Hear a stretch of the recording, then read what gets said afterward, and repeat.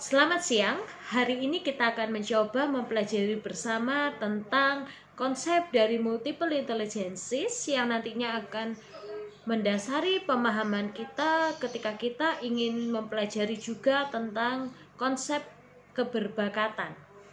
Nah, di dalam pemahaman multiple intelligences, kita harus memahami bahwa ada seorang tokoh yang mencoba untuk memahami intelijensi dari konsep yang berbeda. Ada beberapa tokoh yang mencoba untuk menjelaskan bahwa intelijensi adalah kemampuan seseorang untuk bernalar dan berpikir. Tetapi Howard Gardner mencoba untuk mengemukakan sebuah konsep yang berbeda. Nah, kita akan melihat di dalam PPT yang pernah saya share di Google Classroom. Di situ bisa kalian coba untuk melihat bahwa Howard Gardner mengatakan bahwa setiap individu paling tidak memiliki 8 jenis kecerdasan di dalam dirinya yang juga disebut sebagai multiple intelligences.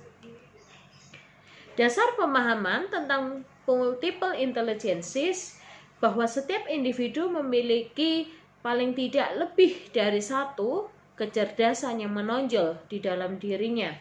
Dan yang kedua, bahwa semua kecerdasan bekerja sama di dalam mengolah dan memproduksi kembali setiap informasi yang telah didapatkan.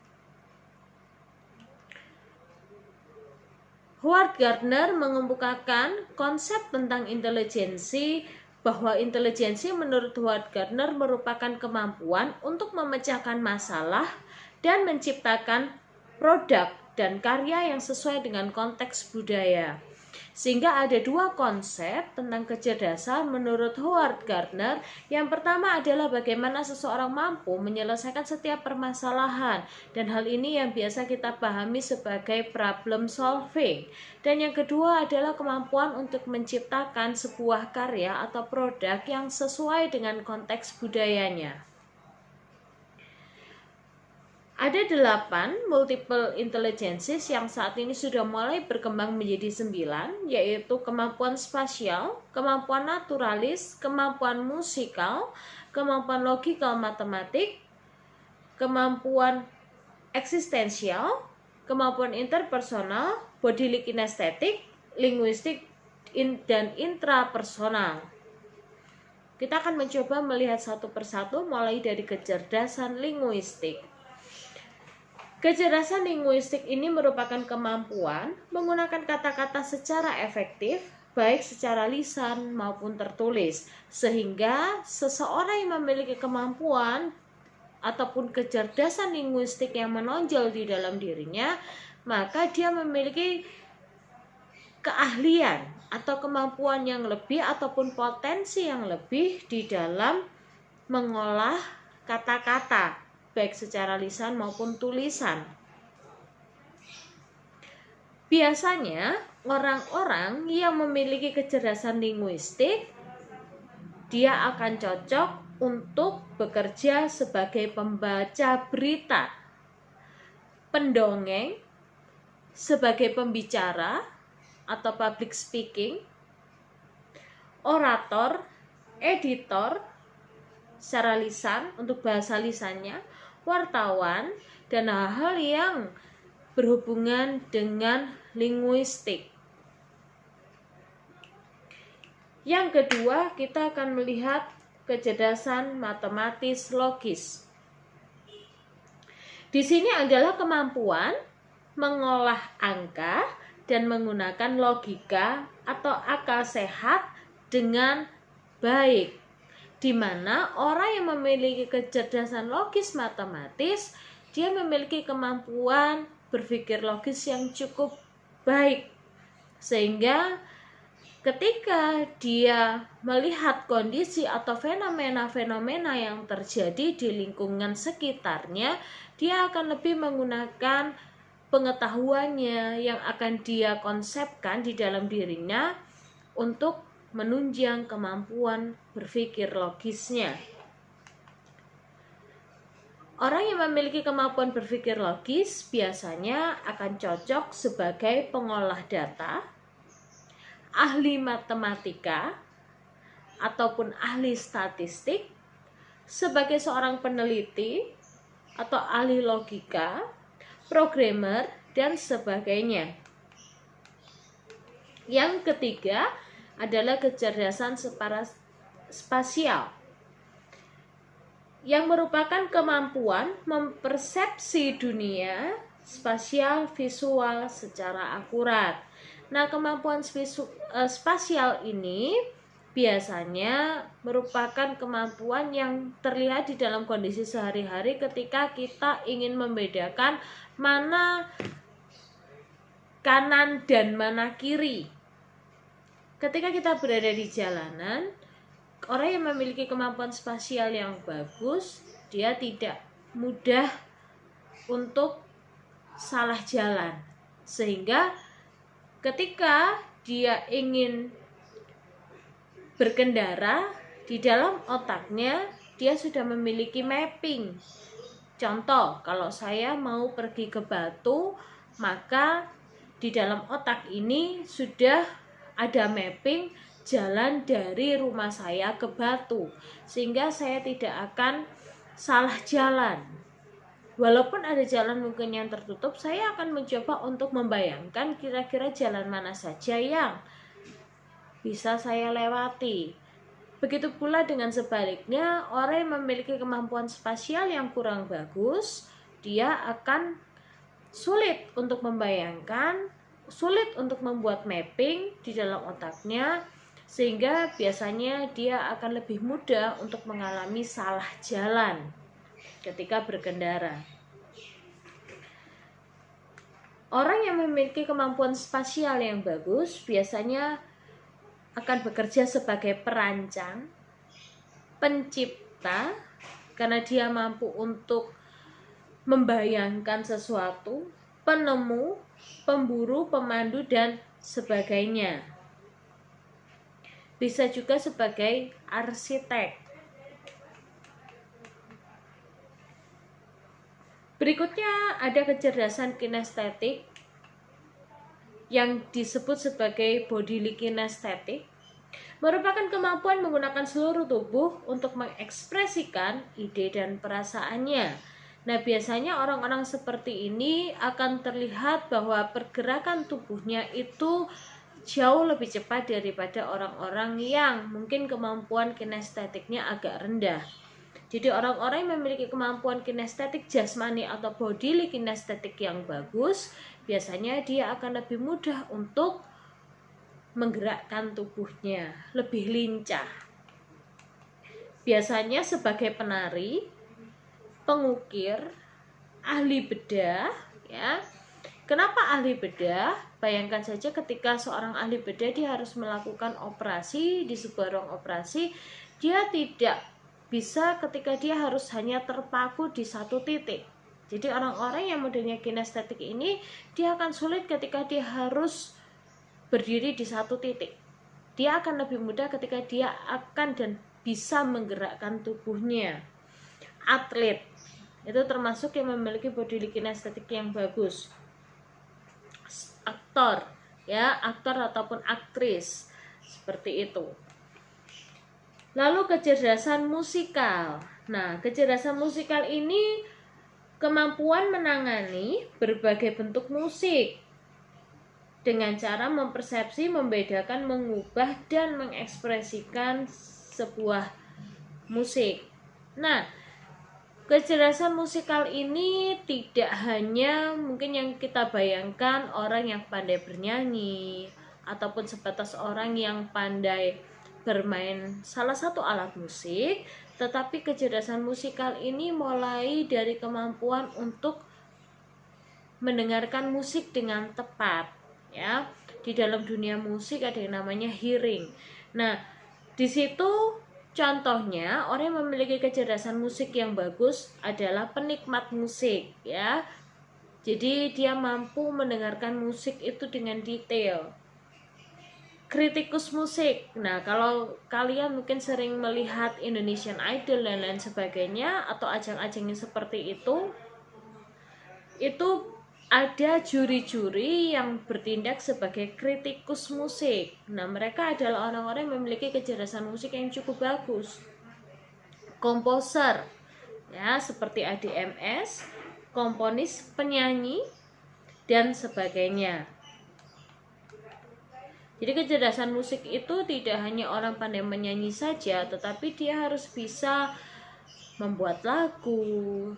Lalu kalau komposer, dia harus bisa membuat aransemen yang bagus di dalam sebuah pertunjukan musik.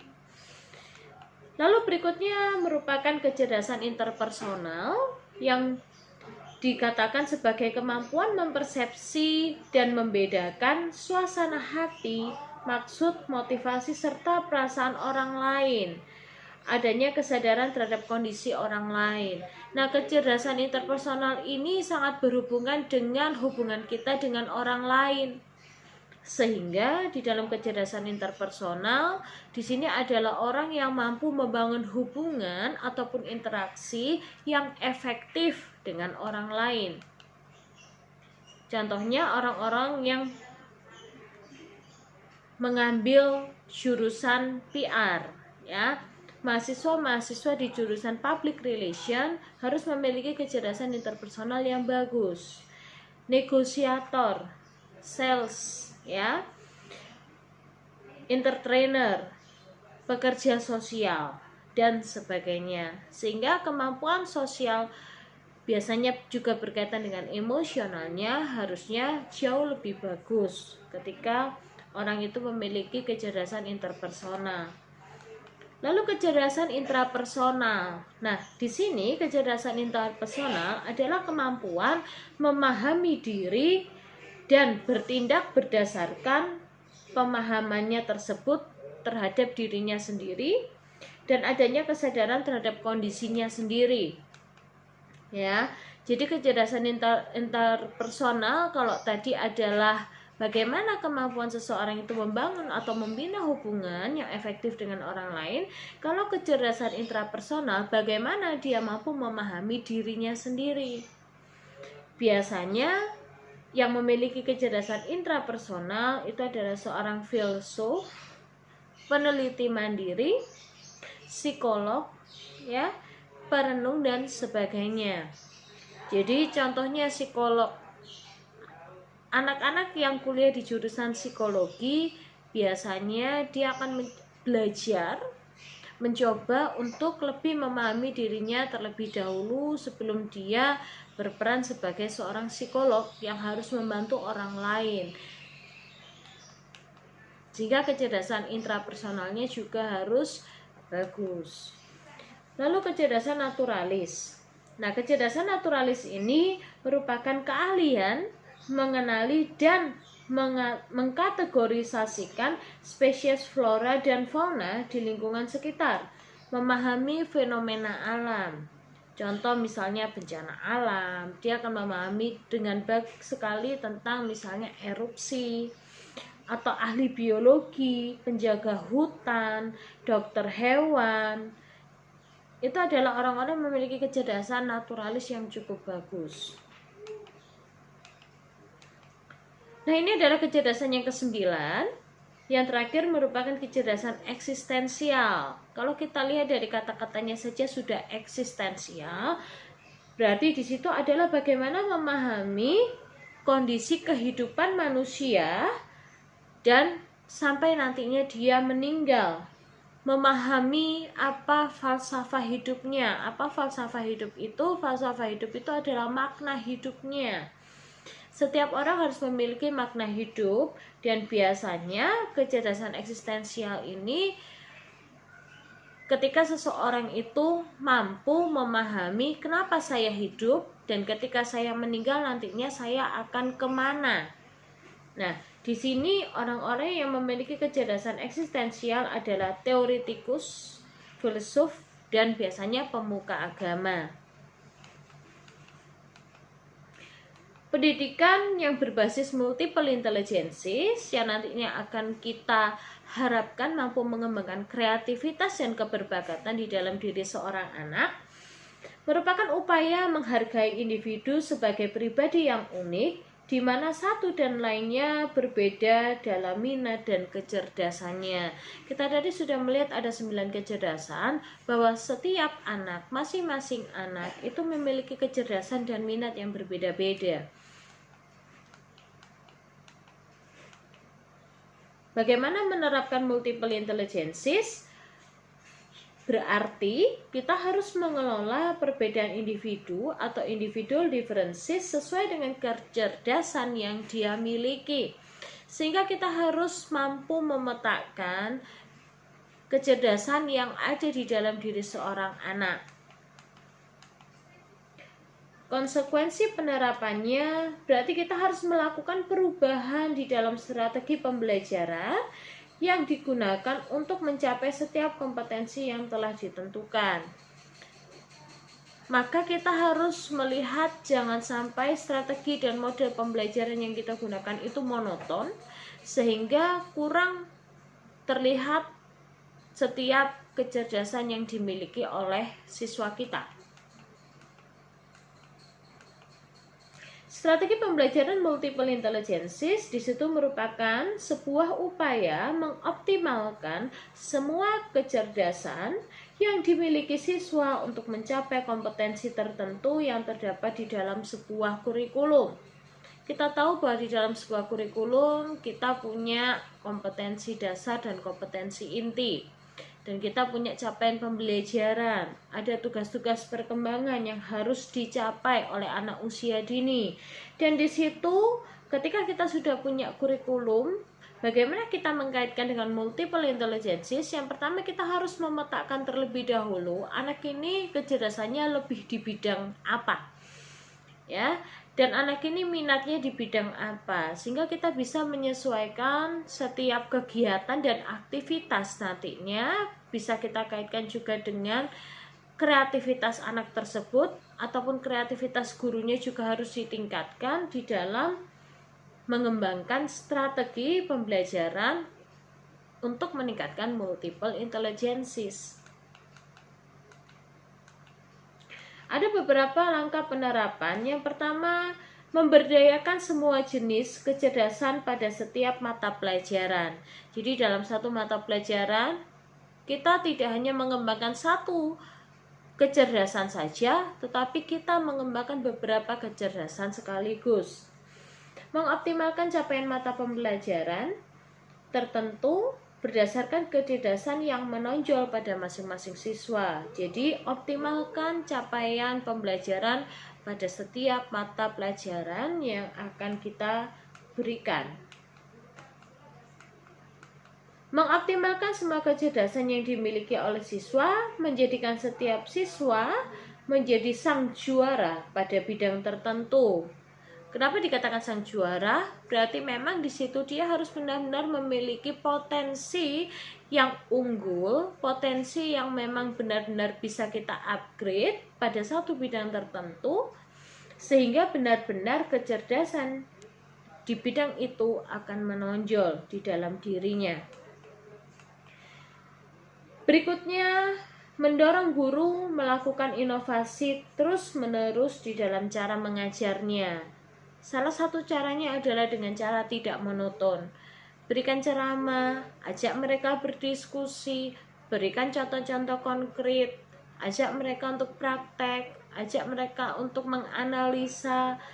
Itu yang bisa kita lakukan sehingga kita pun bisa menciptakan kegiatan pembelajaran yang menyenangkan. Ciptakanlah sebuah suasana atau kondisi pembelajaran yang tidak menakutkan bagi anak, yang menyenangkan, yang membuat mereka enjoy, yang membuat mereka benar-benar bisa in touch dengan setiap materi pembelajaran yang mereka akan pelajari. Di situ ada sebuah tabel tentang bagaimana cara mengembangkan pembelajaran untuk berbasis multiple intelligences. Contohnya linguistik, ya, anak-anak yang sangat linguistik, pola berpikir mereka adalah dengan menggunakan kata-kata. Mereka akan senang dengan membaca, menulis, bercerita, bermain kata-kata. dan mereka akan sangat membutuhkan buku, alat tulis, kertas, dialog, diskusi, debat, dan cerita. Lalu anak-anak yang sangat logis matematis, proses berpikir mereka adalah dengan alasan. Mereka membutuhkan alasan. Mereka membutuhkan reasoning dari sebuah pemikiran. Maka mereka akan menggunakan tingkat penalaran yang cukup tinggi untuk menganalisa. Mereka akan senang dengan eksperimen. Mereka akan senang juga dengan model-model pertanyaan. Bagaimana problem solving, memecahkan sebuah permasalahan, teka-teki logis, dan berhitung. Mereka membutuhkan bahan untuk bereksperimen, ilmu material yang cukup memadai, manipulatif terkait dengan eksperimen, perjalanan ke planetarium dan museum ilmu pengetahuan. Anak-anak yang sangat spasial, mereka akan berpikir dengan bantuan visual ataupun gambar. Mereka akan senang dengan merancang, menggambar, memvisualisasikan, dan melakukan coret-coret.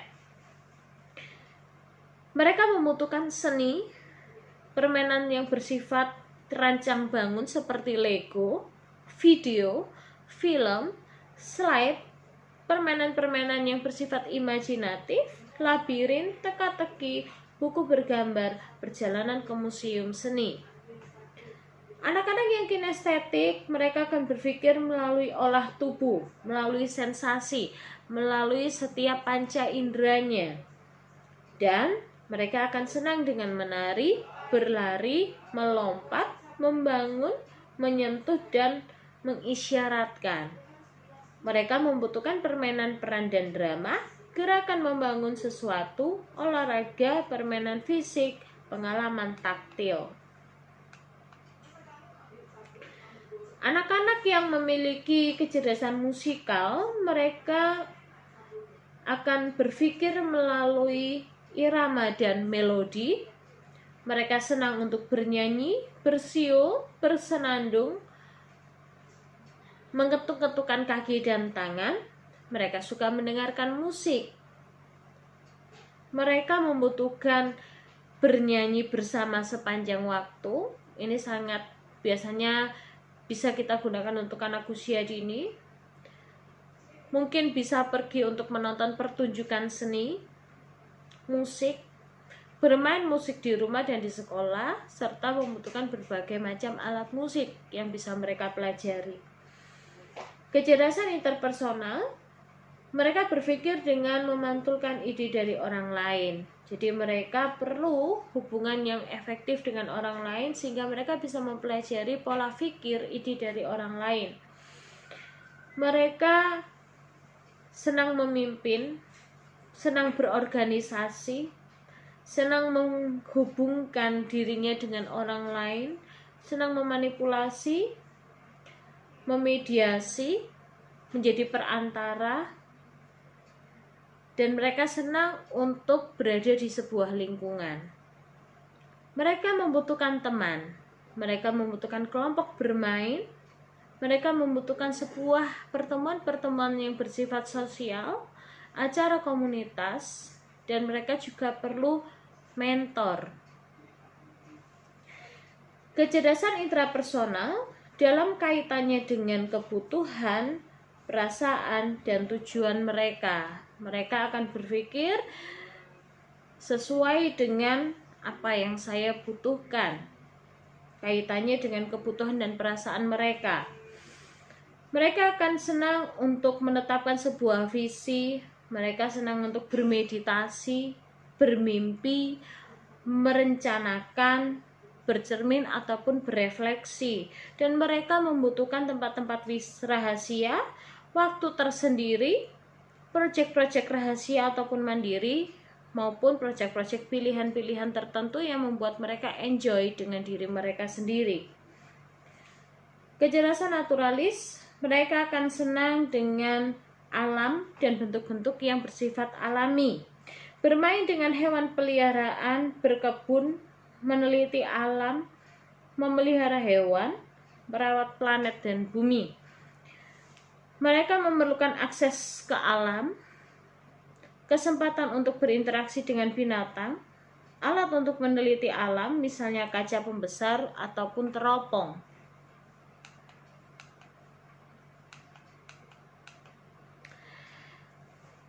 Kita akan melihat bagaimana melaksanakan multiple intelligences ini atau mengembangkan multiple intelligences di dalam pendidikan untuk anak usia dini.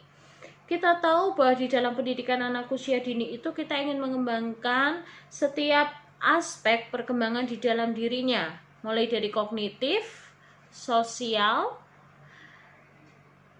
emosional, seni, bahasa, itu akan kita kembangkan. Penerapan multiple intelligences akan membantu guru di dalam menetapkan kemampuan anak di dalam berbagai bidang kemampuan yang dapat dioptimalkan melalui sarana pendidikan yang akan diberikan.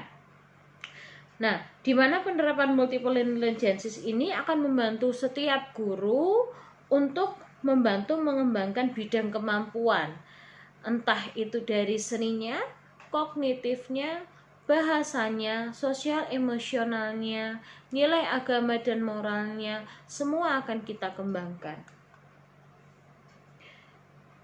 Kita membutuhkan pendidikan yang berkeadilan, di mana pendidikan yang mengakomodir setiap kecerdasan yang ada di dalam diri anak dengan beraneka ragam kecerdasan, kemampuan belajar dan gaya belajar masing-masing anak yang tentunya berbeda, not based on score IQ, but how can be smart.